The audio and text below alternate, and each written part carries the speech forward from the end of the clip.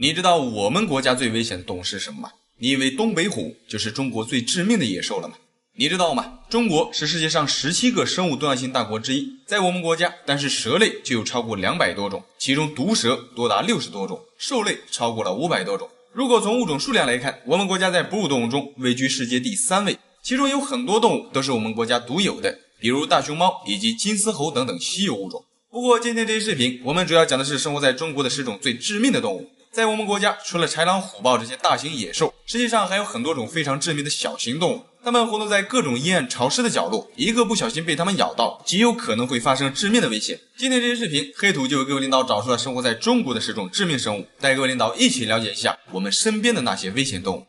大家好，我是黑土，喜欢这类视频的领导，劳烦您帮忙点个赞支持一下，记得长按点赞3秒，给黑土霸气鼓励，谢谢。好，位列第10位的就是黑寡妇蜘蛛。这是一种闻名世界的剧毒蜘蛛，在全世界广泛分布，在我们国家的新疆和云南地区也生存着这种可怕的蜘蛛。黑寡妇蜘蛛的可怕之处主要就在于其毒性极强的毒液，它们的毒液中含有一种神经毒素，一旦中毒后，毒液会在短短的几分钟之内就会迅速扩散至我们的全身，使我们的身体出现一系列的损伤。据科学家研究发现，这个家伙的毒液比响尾蛇的毒液还要高10倍以上。不过被黑寡妇蜘蛛咬到后，通常并不会致命，主要原因就是它们的每次叮咬向外注入的毒液剂量比较少，并没有响尾蛇那么多，因此它并没有响尾蛇那么致命。不过即便是这样，仍不可忽视它的可怕程度。虽然它们的致死率并不高，但被它咬到后会非常的痛苦，而且时间通常会持续3到7天，也可能是数周。如果一些免疫力低的人被它咬到，也是有可能致命的。再有就是这种蜘蛛之所以被称为黑寡妇，主要就是出于它们的行为方式。这个家伙在每次交配完之后，雌性就会立即将雄性咬死，因此才被称为黑寡妇。在野外碰到这个家伙，一定要与其保持安全的距离，以免被咬伤。好，第9个，亚洲大黄蜂。亚洲大黄蜂其实就是我们俗称的大虎头蜂，它的另一个绰号叫杀人蜂。这是一种分布于亚洲地区的大型胡蜂，在我们国家体型最大的胡蜂亚种是金环胡蜂，这个家伙的体长可达4厘米以上。动物学家曾经在云南发现过体长超过6厘米的个体。对于昆虫界来说，这家伙的体型已经非常大了。它之所以被称为大虎头蜂，主要就是出于其凶猛似虎的性格，身上还长有类似于老虎的斑纹，因此才被称为虎头蜂。这个家伙多数都分布于我们国家的南方地区，它们与普通的蜜蜂可不一样，大虎头蜂尾部的毒刺长达6毫米，并且它们的毒刺里带有一种毒性极强的神经毒素，一旦被它蛰到，会导致我们的伤口处剧烈疼痛，就如同一根烧红了的钉子插进皮肤一样疼。与普通蜜蜂不同的是，小型蜜蜂尾部的毒刺通常蛰一次就会脱落，而这种大虎头蜂的毒刺却可以连续重复使用，也就是说一只大虎头蜂就可以对我们进行连续攻击，如果被它连续蛰伤10次，极有可能会出现生命危险。再有就是这个家伙一般情况下并不会主动去攻击人类，只有在它们的蜂巢或者自身受到威胁时才会对我们发起攻击。在野外如果遇到这个家伙，一定要与它们保持安全的距离，千万不要去招惹，一旦遭到大虎头蜂的攻击是非常恐怖的。第8个，华南虎。华南虎是我们国家特有的老虎亚种，它的体型较小，体长加上尾巴最长可达 2.5 米，体重也就在200多斤。这种老虎曾经广泛分布于我们国家的华中、华东、华南以及西南的广阔地区，主要都分布在福建、广东、湖南以及江西等地。在1950年代初期，野生的华南虎数量高达4000多只，它们的体型虽然不大，但是在很久之前，华南虎曾一度成为老一辈人的噩梦。你知道吗？在1952年，湖南全境曾经爆发过一次恶虎之灾，10年中有将近2000湖南人死于华南虎的口中，被华南虎咬死的家数更是数以万计。在整个1952年，单是湖南耒阳县就有多达120多人死于华南虎的口中，其中最严重的一次，在1天之内，华南虎就连续吃掉了32个人，非常恐怖。其实在这之前，向前追溯到明清年间，华南虎更为猖獗，人类为了生存下去，必然会想尽办法与这种食人野兽进行对抗。长而久之，随着人们对华南虎的捕杀，导致华南虎的数量逐渐下降。如今在我们国家，野生的华南虎基本上很难发现了，现存的只有在动物园中才能看到。第7个，中华眼镜蛇。眼镜蛇这个物种在全世界有很多种，中华眼镜蛇就是其中的一种。这种蛇广泛分布于我们国家的南部地区，一直延伸至台湾省以及越南北部。它们通常都出没于一些平原、丘陵以及低山地区，像一些池塘附近甚至住宅院内都有可能出现它们的身影。这种蛇的体型中等，它的体长最长可达2米。在野外，它们主要以一些啮齿类动物、青蛙和其他的一些小型动物为食。当然，它也是一种剧毒蛇类。中华野鸡蛇的毒液与其他的毒蛇一样，都含有一种非常致命的神经毒素。这个家伙一旦被激怒或者警惕时，就会将自己的前半身竖立起来。在这个时候，千万不要去招惹它，因为在2米的距离内，它的毒液就可以喷射到我们的脸部。一旦毒液进入到我们的眼部，是极其危险的。不幸被它咬到后，如果不在短时间内得到救治，极有可能会一命呜呼，非常危险。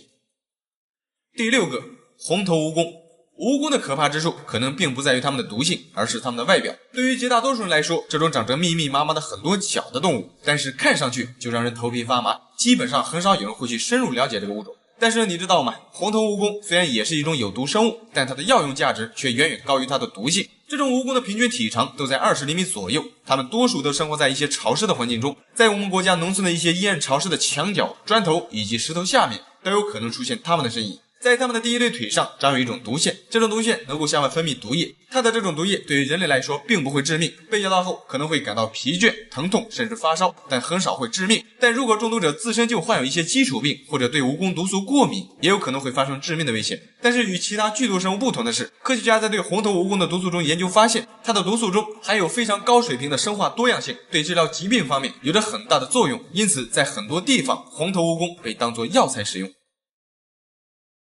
第5个，东北虎。作为世界上体型最大的老虎亚种，东北虎无疑也是我们国家最危险的动物之一。截止到2022年，我们国家的野生东北虎的数量已经从之前的10几头增长至50多头。近些年陆陆续续也一直有人在野外遇到野生东北虎的事情发生，不难看出它们的种群数量正在逐渐恢复。但与此同时，我们也要时刻警惕与野生东北虎偶遇的事情发生。要知道，一头成年的野生东北虎的体长最长接近3米，体重最重可达500斤以上。它们性情极其凶猛，在野外即便是体型巨大的棕熊，有时候也会沦为东北虎的猎物。当然，东北虎有时候也会被棕熊反杀。总而言之，东北虎的战斗力与可怕程度其实远在我们的意料之外。千万不要再将它们看成一种可爱的高颜值动物了，特别是小孩子。现在有很多小孩对于老虎的认识都变成了可爱而不是恐怖，这一点是非常可怕的。永远要记住，老虎是一种会吃人的野兽。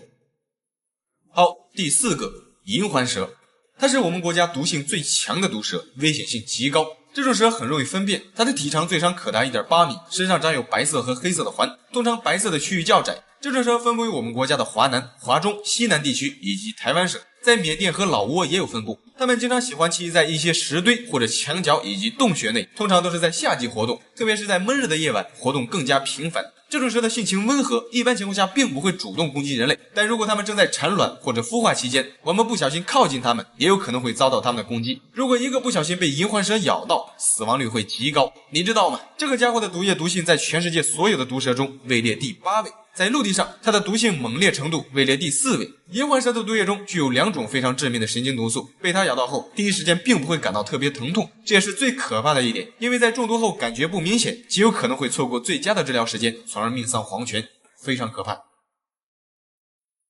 第3个，虎纹捕鸟蛛。这是一种大型的剧毒蜘蛛，虎纹捕鸟蛛分布于我们国家的广东、广西、云南以及海南等地。这种蜘蛛的体型相对较大，它的体长最长可达8厘米。这种蜘蛛因其个头大、产毒量多，所以被誉为蜘蛛家族中的世界毒王。不过它并没有想象中的那么可怕，虽然它的毒性极强，但是它们一次向外输出的毒液剂量非常少，所以对于人类来说并不足以致命。上面之所以说它产毒量多，主要就是对于蜘蛛这个物种而言，也就是说在所有不同种类的蜘蛛里，虎纹捕鸟蛛的产毒量算是比较高的。如果不论剂量，单从毒液的毒性来看，这个家伙的毒性要比很多眼镜蛇的毒性还要猛烈，非常可怕。第2个，亚洲黑熊。亚洲黑熊其实就是我们俗称的黑狗熊，这种熊是我们国家分布最广的一种野兽，你知道吗？但是在东北地区就有多达上千头黑熊，南方的地区的云贵高原、广西、湖南、湖北、江西、福建以及广东、浙江等地都有分布。如果全部加起来，我们国家野生黑熊的种群数量高达上万头。所谓一猪二熊三老虎，这种排列方式其实并不是以战斗力排序的，而是以对于人类的攻击性以及危险程度排列的。也就是说，相比之下，在野外遇到黑熊要比遇到老虎更加可怕。要知道，黑熊这个家伙是食肉目，它们的体型虽然没有棕熊那么大，但是攻击性却要比欧亚大陆的棕熊更强。成年的亚洲黑熊的体长最长可达 1.8 米以上，它们的体重最重可达400斤以上。这个家伙在攻击人类时手段相当的残忍，它们首先会将我们扑倒，然后利用爪子以及牙齿开始撕咬我们的头部和面部，之后便开始逐渐的撕扯掉我们的四肢，直至将目标活活折磨致死才肯罢休。而且它们的奔跑速度也很快，在野外这个家伙的最高时速可达每小时56公里，并且它们可以以这种速度持续奔跑3公里左右。也就是说，在野外一旦遭到这个家伙的攻击，基本上是无处可逃。之所以这样说，是因为这个家伙不仅跑得快，它们还能爬树、善游泳，非常可怕。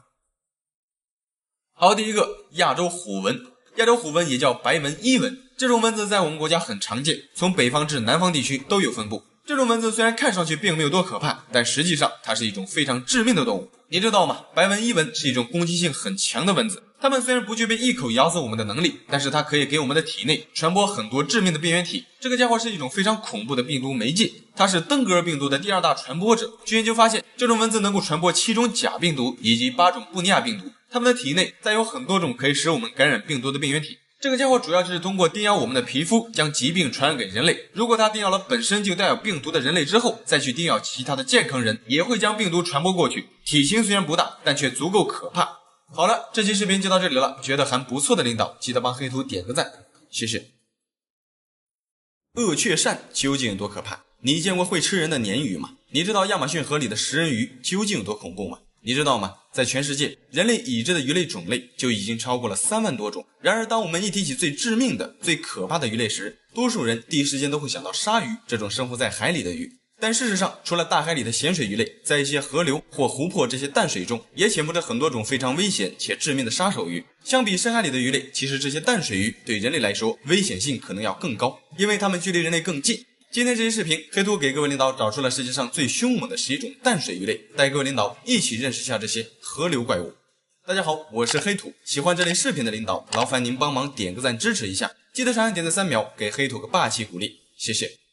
好，第11个，巨骨舌鱼。这是一种原产于亚马逊河的一种大型淡水鱼，它是南美洲体型最大的淡水鱼之一。巨骨舌鱼的体长最长可达4米以上，体重可达400斤以上。它们多数仅分布于亚马逊河流域，主要以河里的小鱼为食，有时候也会捕食蛇、乌龟、青蛙，甚至小型的鳄鱼。巨骨舌鱼最危险的地方主要就在于它们的尾巴，这个家伙体型大，并且具有非常强劲的蛮力。它们可以将自己的尾巴当作武器，通过甩尾去攻击敌人。它的尾部杀伤力极强，力量足以将一个人类壮汉的骨头击碎，非常可怕。更可怕的是，这个家伙还可以跃出水面，向岸边的猎物发起攻击。巨骨舌鱼的弹跳力很强，在野外有时候也会跃出水面捕食，所以说在亚马逊河流域，即使在岸边，也有可能被河里的鱼类袭击。对了，再有就是巨骨舌鱼是一种呼吸空气的鱼，由于特殊的身体构造，它们每隔5到15分钟就会浮出水面呼吸空气，以补充自身所需要的氧气。再有就是它们的寿命可达20年。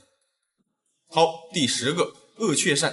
这是一种危害性极强的大型凶猛鱼类，在我们国家，这种鱼属于外来入侵物种，危害性极强。鳄雀鳝也叫福鳄，这种鱼原产于北美洲，是北美地区特有的一种大型食肉鱼类。这个家伙其实在白垩纪早期就已经出现在地球上了，距今它们已经在地球上生活了至少1亿多年，属于一种原始鱼类。鳄雀鳝是北美地区7种鳝鱼中体型最大的一种，它的体长最长可达3米，体重最重可达300斤。一眼看上去不难看出，这个家伙长着一个酷似鳄鱼的嘴巴，满嘴锋利的牙齿，看上去非常凶猛。也正是因此，它才被称为鳄雀鳝。这种鱼是一种贪婪的伏击掠食者，它们看上去貌似行动迟缓，但实际上是一种非常凶猛的捕食者。在水中，无论是鱼类、龟类，或者漂浮在水面上的水禽类，以及其他的小型哺乳动物，但凡是鳄雀鳝能够着的地方，它几乎都会攻击。只要是水里的活物，能吃的它几乎通吃。这种鱼对天然水域具有极强的破坏性，而且鳄雀鳝产下的卵含有剧毒。在一些河流或者湖泊中，它们几乎没有天敌，并且它们的寿命最高可达75年。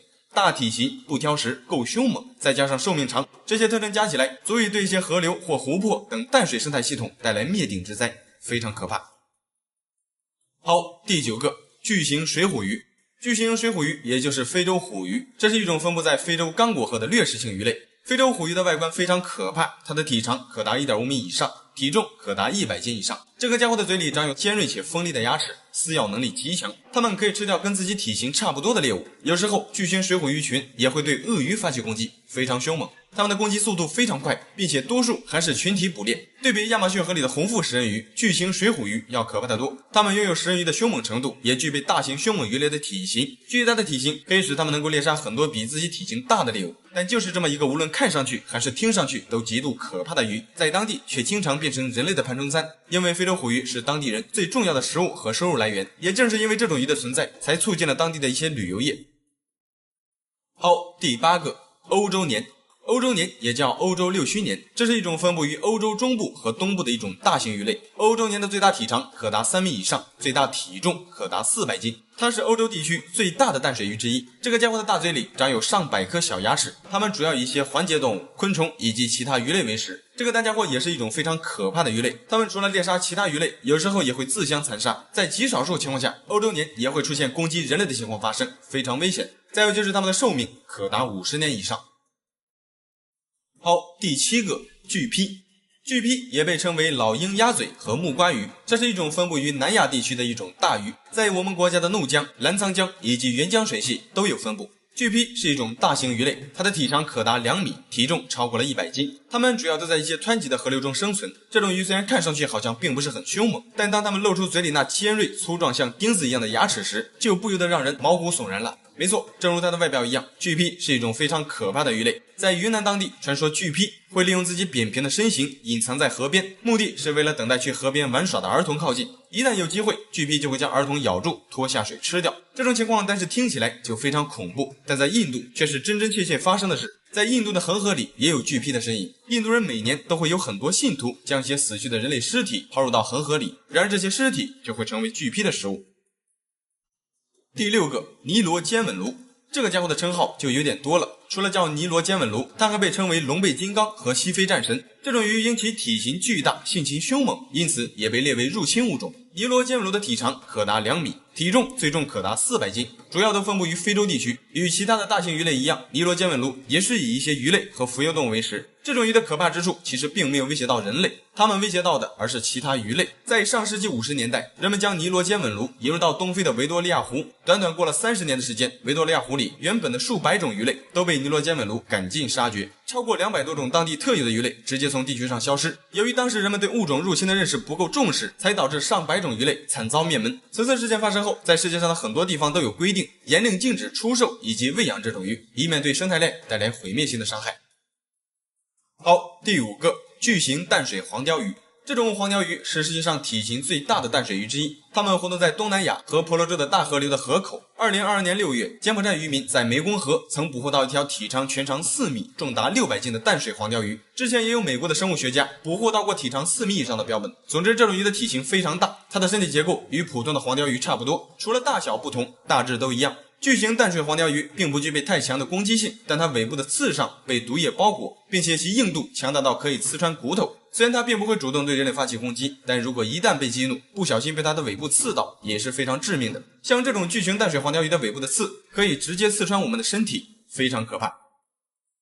好，第4个，白斑狗鱼。这是一种大型凶猛的肉食性鱼类，白斑狗鱼也叫北梭子鱼。这种鱼多数都分布于北美洲以及欧亚大陆，在我们国家的新疆地区也有分布。成年的白斑狗鱼的体长最长可达 1.5 米，体重最重可达50斤以上。这种鱼食量很大，非常贪吃，并且还是肉食性。它们是淡水鱼中生性最粗暴的一种肉食鱼。它们的食物除了鱼类，还包括蛙类、蛇类、鼠类，甚至野鸭都有可能被这种白斑狗鱼猎杀。在它们的嘴里长有锋利的锥形牙齿，在捕食猎物的时候，嘴巴可以向外伸出，利用嘴里的锥形牙齿将猎物死死地拖挂住。如果还有剩余的食物没有吃完，白斑狗鱼也会利用自己的牙齿将没有吃完的食物挂在牙齿上打包带走。一条成年的白斑狗鱼一次性就可以吞噬掉自身体重 20% 的食物。再有就是这种鱼在小时候就具备凶猛残暴的特性，当它们的体长长到5到7厘米的时候，就可以依靠自己凶猛的性格与特征去捕食其他鱼类。在这个阶段，它们还会出现自相残食的现象，非常可怕。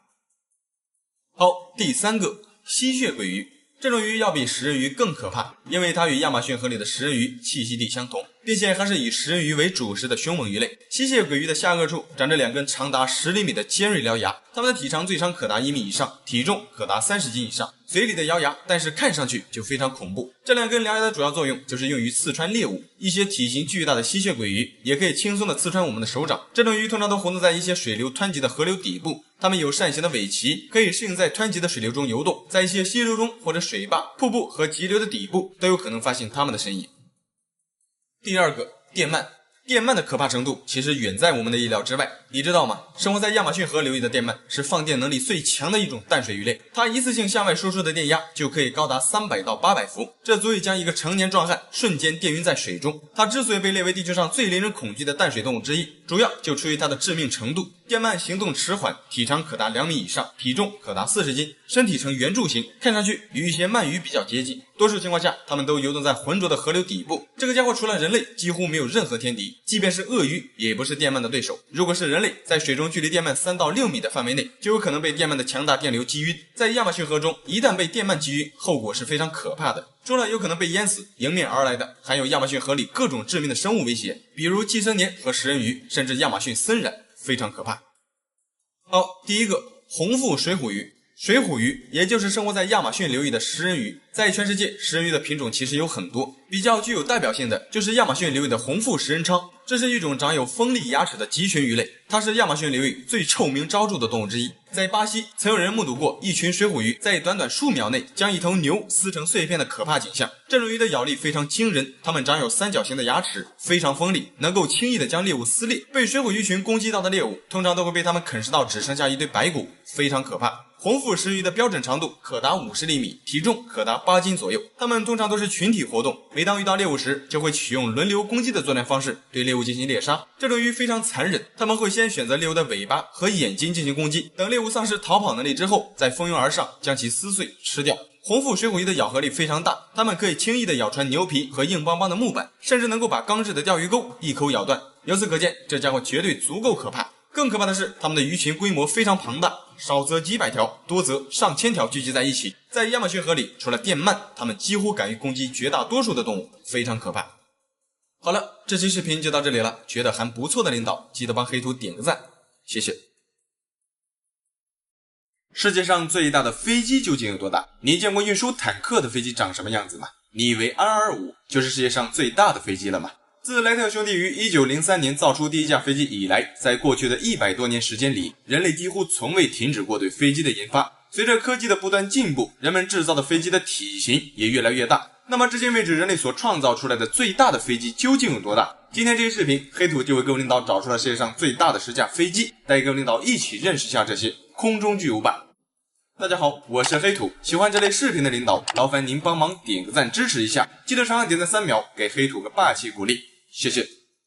好，第10个，安22运输机。这是人类历史上制造过的最大的涡轮螺旋桨飞机，它是由前苏联安多诺夫设计局在1962年研制的一种重型军用运输机，主要被用来运送坦克、汽车、火箭发射车以及导弹运输车等等一些大尺寸、大重量的军事装备。这架飞机搭载了4台涡桨发动机，每台发动机可向外输出15000轴的马力，它可以载重80吨的货物，以每小时超过680公里的速度连续飞行5000公里。如果加满一箱油，它的航程最多可达1.1万公里，几乎可以覆盖大半个地球。这就意味着它可以将导弹以及各种重型军事装备在短短的几个小时之内运送到地球上绝大多数的地方。22运输机的最大起飞重量可达250吨，这架飞机的机身长度达到了 57.92 米，高度为 12.53 米，翼展长达 64.4 米，它的货舱容积更是达到了640立方米。毫不夸张的说，它甚至可以装下一个小型的重型装甲连。对了，更重要的一点就在于这个大家伙的起降能力。别看它体型大，但是这个家伙具备降落在一些野战机场的能力，因为它属于螺旋桨飞机，在着陆的时候，它的螺旋桨可以反转，从而缩短着陆时的距离。这一点是很多喷气式飞机都不具备的，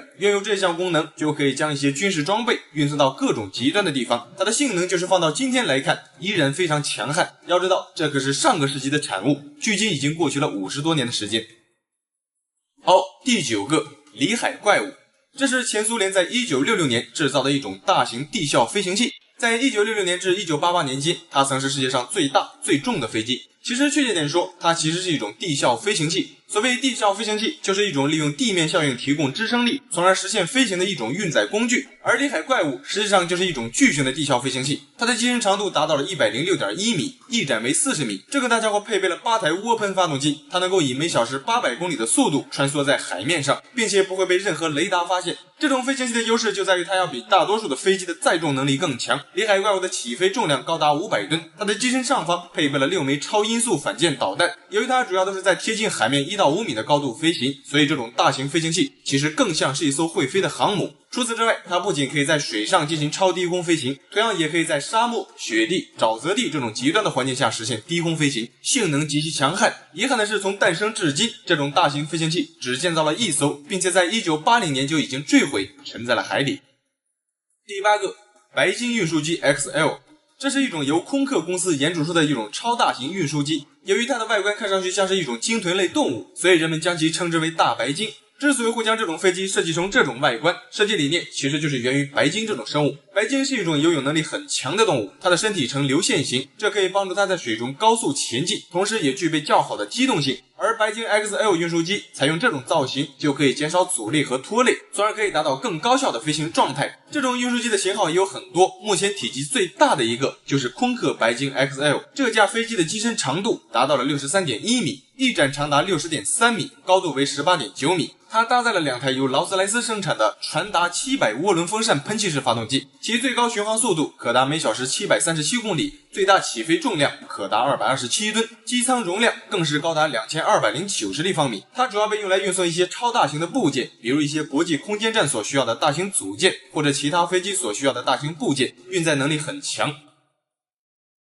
好，第7个 C5 银河运输机。这是美国洛克希德公司在20世纪60年代制造的一种大型战略军用运输机，即便是到了今天，它仍是美国空军现役最大的战略运输机。这架飞机的机身长度达到了75米，翼展长达67米，高度为 19.8 米。它搭载了4台涡轮风扇发动机，每台发动机的最大推力为 191.2 千牛。这架飞机的发动机非常大，但是一台发动机的重量就重达 3.5 吨。如果这4台巨大的发动机同时运作，但是它内部的4台发电机就可以供应5万人口城市的用电需要。不仅如此， C5 运输机的发动机还可以提供逆推力，这可以帮助飞机在降落时减少在地面的滑行距离，可以使飞机降落在更多极端的机场跑道上。作为一架运输机，装载能力自然也是最重要的一点。这架飞机的货舱长达36米，高4米，宽6米，它的机身2头都可以向上打开，可以从前后舱门同时装卸货物。它几乎可以装载美军的大部分战斗装备，包括坦克、直升机和其他的一些重型装备。要知道，拥有这项功能就意味着它可以带着重型战斗装备以及人员抵达地球的任何一个战场，短时间内就可以为战斗中的部队提供野外支援。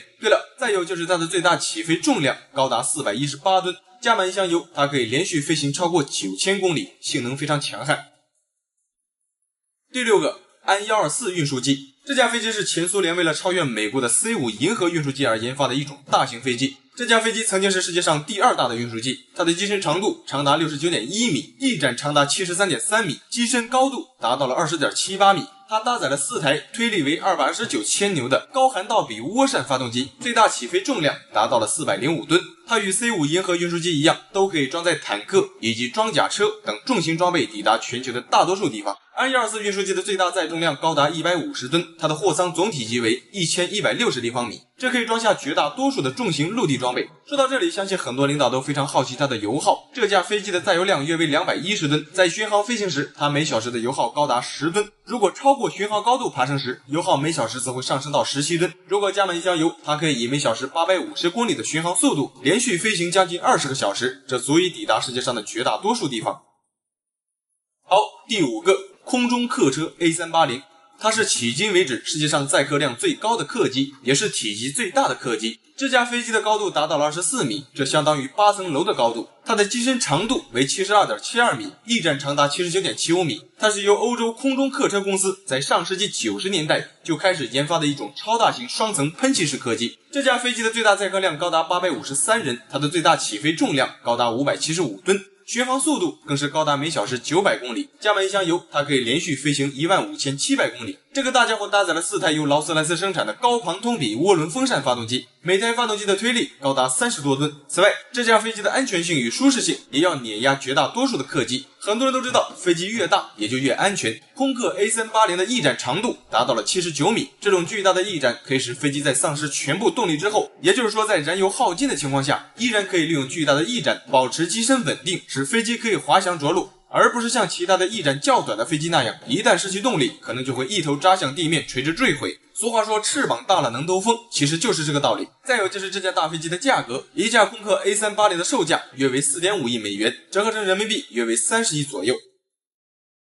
好，第4个，休斯 H-4 大力士，这是一架巨大的水上飞机，它诞生于1947年。这架飞机拥有当时世界上所有飞机中最大的翼展，它的翼展达到了 97.54 米，机身高度为 9.15 米，机身长度长达 66.6 米。你可能很难相信，这么大的一架飞机竟然是用木头做成的。由于它建造于2战期间，当时的世界各地几乎到处都在打仗，在这期间制造飞机所需要用的金属材料会受到很大的限制，所以当时为了节省金属材料，只能选用木材建造。最初建造这架飞机的时候，主要是为了向各大战场运送士兵和军事装备，但是没等这架巨大的木质飞机建造完成，战争就已经结束了。这架飞机仅在1947年10月2日进行了一次短暂的飞行，之后就再也没有飞过。第3个，波音 747-8。在空客 A380 没有诞生以来，世界上最大的客机名号一直是美国的波音公司的。但是自2005年空客 A380 问世之后，波音747的地位就受到了威胁。所以为了巩固自己世界第一大飞机的名号，波音公司就在波音747-400的基础上建造了更大的飞机，也就是现如今的波音747-8系列。其实波音747-8共分为2个型号，747-8L 属于客机，而747-8F 则是货机，两者的大小都差不多。它的机身长度达到了 76.4 米，翼展宽达 68.5 米，机尾的高度接近20米。虽然在机身长度上，波音747-8要比空客 A380 更长，但是它的载客量却远不及空客 A380。波音747-8的载客量为467人，它的最大航程可达14000多公里。它搭载了4台涡扇喷气发动机，每台发动机的推力约为30吨，巡航速度高达每小时900公里。它的内部设计也比之前的机型更加豪华和舒适。另外，这架飞机还采用了更加节能环保的新技术，大大降低了对环境的损坏。好，第2个。安25运输机，它是一架起飞重量高达640吨的超大型运输机，也是目前全世界机身最长、承载重量最大的飞机。它是由安东诺夫设计局在1988年研制的一种超大型军用运输机。这架飞机的机身长度达到了84米，它的翼展宽达 88.4 米，机身重量为175吨。它搭载了6台涡轮风扇发动机，每台发动机的推力高达20多吨，它可以装载250吨的货物飞上天空。如果在满载油量的情况下，它可以以每小时800公里的巡航速度连续飞行15400公里，续航能力极强。如果将这架巨大的飞机改为客机，估计它能够一次性搭载1500到2000名乘客，这几乎是目前世界上最大的客机空客 A380 的4倍。安25的货舱容积为1300立方米，它可以一次性装下16个集装箱，像一些大型的航天设备以及其他的一些大型设备的部件，它都可以装得下。但就是这么强悍的一架大型运输机，在2022年的3月，由于战火的原因遭到摧毁。可惜的是，这种强大的飞机至今为止，在全世界仅制造了1架，而这仅有的1架已经被摧毁，非常可惜。好，第1个，巨型双身飞机。它是世界上最重和最宽的飞机，这架飞机的全称为平流层发射巨型双身飞机。该飞机采用的是非传统的双机身设计，这架飞机的翼展宽达117米，机身长度为73米，高度为15米。它是目前人类制造的翼展最大的飞机。这种巨型飞机的运载能力相当惊人，它可以将实际重量高达250吨的火箭运送到10000米以上的高空中发射，目的就是为了降低火箭从地面直接发射所产生的燃料成本。这样的发射方式不仅可以忽略地面不利天气所带来的干扰，另一方面也可以节省燃料，因为火箭直接从空中发射就不用从零开始加速。整架飞机共有28个车轮和6台涡轮风扇发动机，每台发动机可以为机身提供大约25吨的推力，它的最高飞行速度可达每小时850公里。另外，虽然它有2个机身，但驾驶舱却只有1个，飞行员只需要坐在机身右侧的驾驶舱内驾驶飞机即可。左侧的机身驾驶舱其实是一个虚拟驾驶舱，因为它的内部并没有任何飞行控制系统。好了，这期视频就到这里了，觉得还不错的领导记得帮黑图点个赞，谢谢。